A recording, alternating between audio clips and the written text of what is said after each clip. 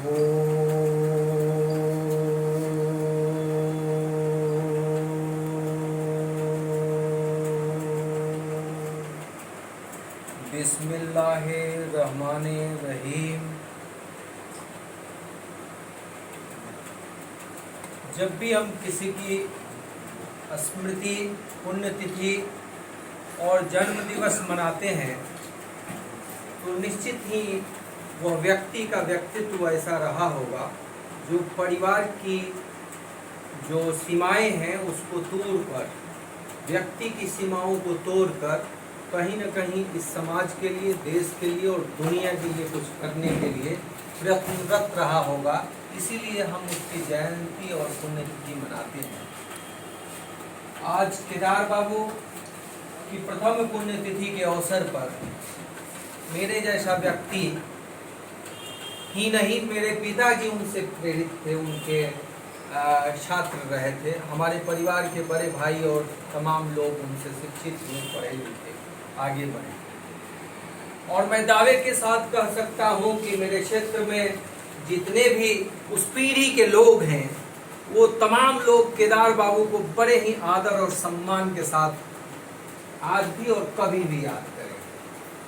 केदार बाबू को याद करते हुए मुझे 2-3 चीज याद आ रही है।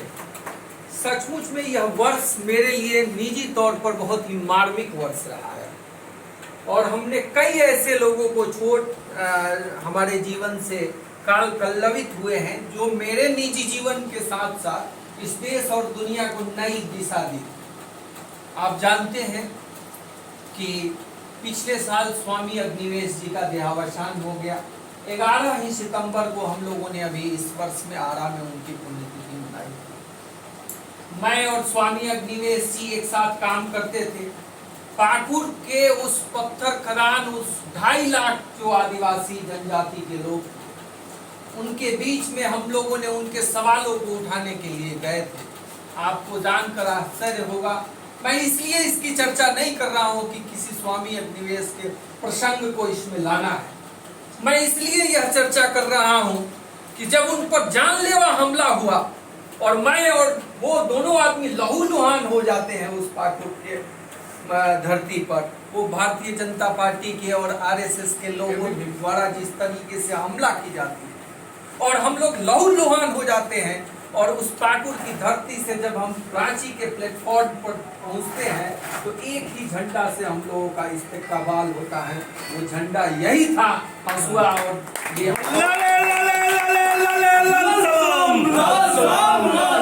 झंडा को, इस लाल झंडा के प्रति सचमुच में इसलिए मुझे सम्मान हो जाता है कि लाल झंडा जो है समता और समानता के बात करता है। ये लाल झंडा किसी साम्राज्यवाद के खिलाफ एक ऐसा चुनौती पेश करता है, वो चाहे जितनी बड़ी साम्राज्यवादी शक्ति क्यों ना हो, लेकिन एक भी कैडर खड़ा होकर कहता है कि हम तुम्हारे पूंजीवादी और साम्राज्यवादी शक्ति को चुनौती देने का काम करते हैं। इसलिए लाल झंडा को सलाम करते थे और उसी चुनौती को देने वाले में से हमारे एक केदारनाथ सिंह जी, हमारी सारण के अग्रणी पंक्ति के नेता। बहुत ज्यादा सानिध्य नहीं था, लेकिन उनके व्यक्तित्व से सारण का कोई भी रहने वाला व्यक्ति वंचित कैसे हो सकता है, ये मैं नहीं मान सकता। सारण का जो भी प्रगतिशील समाज है, जो भी प्रगतिशीलता के साथ आगे बढ़ना चाहता है, वो केदार बाबू के व्यक्तित्व से कैसे अछूता जा सकता है। सचमुच में उनका सानिध्य बहुत अल्प मिला, लेकिन जो भी मिला वो निश्चित तौर पर मुझे तो तृप्त किया ही, लेकिन कई सारे लोगों को तृप्त किया था। यह आज 3 अक्टूबर है सर, आप सब लोग नौजवान हैं, मुझे खुशी हो रही है कि इस सभागार में बहुत सारे नौजवान देखने को मिल रहे हैं और यहाँ जो बैठे हुए लोग हैं और इस गोष्ठी में जो लोग उपस्थित हैं उसमें भी एक नया विचार मैं देख रहा हूँ। इसलिए उन सबको भी एक नौजवानों के ही श्रेणी में रखने की कोशिश कर रहा हूँ। ये 3 अक्टूबर है और कल 2 अक्टूबर था। आपको जानकर आश्चर्य होगा, जिस राष्ट्रवाद की बात करने वाली आज भारतीय जनता पार्टी, जिस नेशनलिज्म की बात करने वाली भारतीय जनता पार्टी, मैं बात जरूर करना चाहता हूं इसलिए कि अंदर से व्यथित हूं। आने के पहले मैंने पंकज जी से बात किया, कैसा माहौल बन गया है। कल ट्रेंडिंग क्या था, कल ट्रेंडिंग क्या था, सुबह से लेके 9 बजे तक, 9 बजे के बाद 2 बजे तक, 2 बजे से लेके शाम तक और शाम के बाद रात तक ट्रेंडिंग यही था गांधी जी के बारे में। और गोडसे की पूजा हो रही थी और गोडसे का ट्रेंडिंग हो रहा था। कैसे हो रहा था, ये कौन सा टूल किट है। आज इस स्मृति दिवस के अवसर पर यह चर्चा जरूर करनी चाहिए। और मित्रों, जिस तरीके से टूल किट का आज इस्तेमाल किया जा रहा है, निश्चित तौर पर इतिहास के साथ जिस तरीके से खिलवाड़ करने की कोशिश की जा रही है, आने वाला ये दिन दूर नहीं कि ये चंद मुट्ठी भर लोग अगर सजग रूप से, सशक्त रूप से सामने नहीं आए तो हमारे आने वाली पीढ़ी को इतिहास कुछ दूसरा बताया और पढ़ाया जाएगा। उस इतिहास को बदलने की कोशिश की जा रही है, जिस इतिहास को गढ़ने के लिए स्वतंत्रता के सूली पर चढ़ने का काम सरदार भगत सिंह ने किया। उस इतिहास को बदलने की कोशिश की गई थी, जिस इतिहास के योगदान में उसका कोई योगदान नहीं है।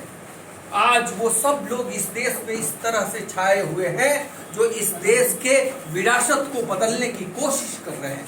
साथियों, मित्रों, आप सब लोगों से बहुत अपेक्षा है। लगातार इस सोशल प्लेटफॉर्म पर गाली सुनने का काम हम सब लोग करते हैं। कहीं न कहीं प्रगतिशीलता के साथ अगर आप विचार रखते हैं तो आप पर तरह तरह के हमले होते हैं। सभी लोगों ने बताया निजी तौर पर किस किस तरह के हमलों का वो सब लोग शिकार होते हैं। इसलिए यह समय हम सब लोगों के लिए यह इतना जरूरतमंद समय है कि हम सब लोगों को आज एक होना होगा। और निश्चित तौर पर अगर प्रगतिशील ताकतें एक नहीं होती हैं तो आज जो विध्वंसकारी ताकतें हैं इस समाज को तोड़ने में अपना कोर कसर नहीं छोड़ रही है। और निश्चित तौर पर अगर ये चलता रहा तो भारत को जो विश्व की कल्पना हमारे मनीषियों ने, चाहे सरदार भगत सिंह ने देखा था और चाहे गांधी जी ने देखा था, इन सब के एक ऐतिहासिक विरासत को समाप्त करके और जिस गोडसे की विचारधारा आज पुष्पित और पल्लवित हो रही है, उस गोडसे की विचारधारा को अंगीकार करने के लिए हमारा समाज जा रहा है। मेरा बेटा आज सत्यम, उसने कहा कि पापा, कल के जो व्हाट्सएप पर मैं देख रहा था कि सब व्हाट्सएप के डीपी पर गांधी जी की तरह तरह की स्टील फोटो को ये सब ट्रेंडिंग कर रहे हैं। अब सोचिए कि इस तरह का माहौल, इस तरह का इंफॉर्मेशन दिया जा रहा है कि गांधी जी को एक युवती के साथ ऐसे इस तरह की घटनाएं घट रही है।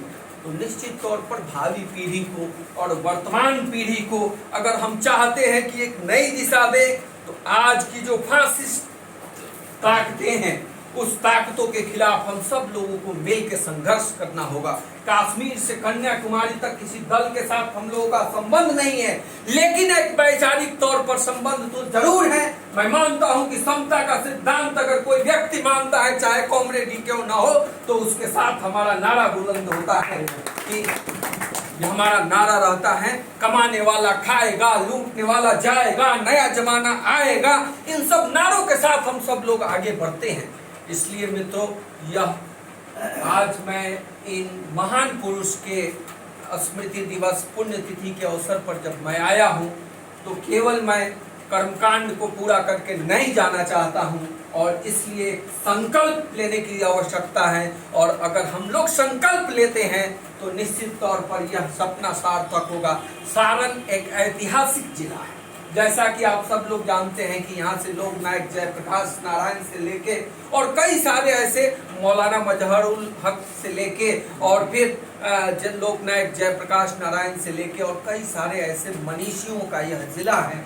यह जिला चुप नहीं रह सकता है, चाहे भारतीय स्वतंत्रता संग्राम का आंदोलन रहा हो, चाहे लोक नायक जयप्रकाश का नारायण का आंदोलन रहा हो, चाहे एक भ्रष्टाचार के खिलाफ जन आंदोलन चला हो। हम लोग भी 13 दिन तक उपवास पर बैठे हुए थे उसी नगर पालिका चौक पे। आप सब लोगों का संघर्ष का इतिहास है। मैं आप सब लोगों के बीच इस अपेक्षा के साथ आया हूँ कि आज जिस तरह से नफरत का माहौल इस देश में बनाया गया है, यूं तो हम देश के हर कोने में जाकर इस आवाज को, प्रेम की आवाज को बुलंद करने की कोशिश कर रहे हैं साथियों, लेकिन आज जरूरत है हम सब लोगों को एक साथ मिलके, चाहे जिस प्लेटफॉर्म पर हो, चाहे ये भौतिक रूप से विकास संघर्ष कर रहे हो तो, चाहे कॉमरेड अरुण संघर्ष कर रहे हो, चाहे अली अहमद और बच्चा जी और तमाम हमारे वितन जी और तमाम लोग संघर्ष कर रहे हैं, उनके साथ आज ताकत देने की जरूरत है। एक एक लोगों को अगर हम सब लोग मिलकर ताकत देते हैं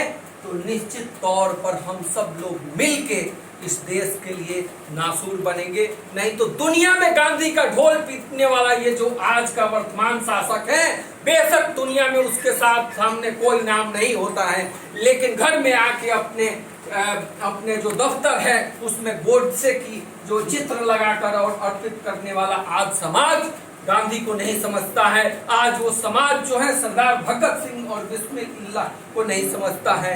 इसलिए जरूरत है आज सब हम लोगों को संकल्पित होके, संगठित होके संघर्ष करने की, और जब हम संगठित होके संघर्ष करेंगे तो निश्चित तौर पर एक फिजा बनेगा।